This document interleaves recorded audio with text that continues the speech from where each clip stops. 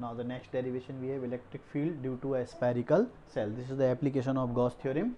So there is three conditions: when P is outside, P is on the sphere and P lie inside. So we have here a sphere of radius small r where plus q charge is kept, and draw another concentric sphere. Concentric, that means radius is different and center is same. So this is called concentric surface of radius capital R.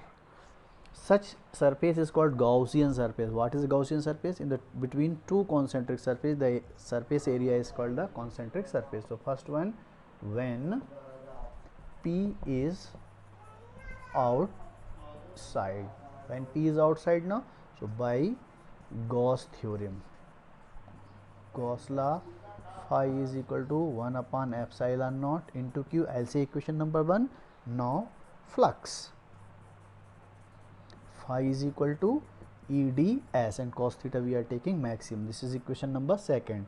So from first and second, it is a EdS is equal to q upon epsilon naught.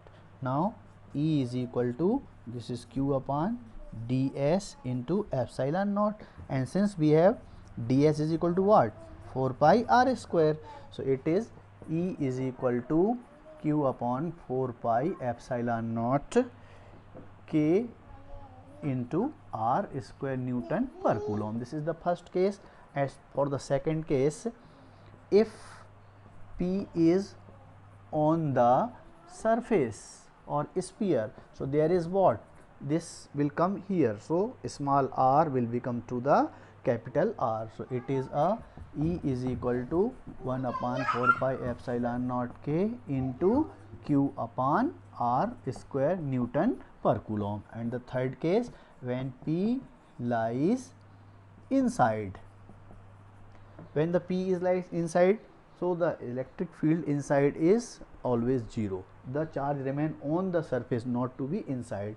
So here is q is equal to 0. So E is equal to, when I put q is equal to 0, whole will become 0. Now here we are find the electric field due to a infinite charge non-conducting sheet. So we will take here a cylinder, that is E, and a plane sheet. This is a plane sheet. At the center the area is A and the radius is kept within is R. So you will find here total flux, that is phi, from here EA, and this is EA. So here is EA plus EA, it will become 2 AE, or you can write EA. But what, by flux definition, phi is equal to 1 upon epsilon naught k into sigma A.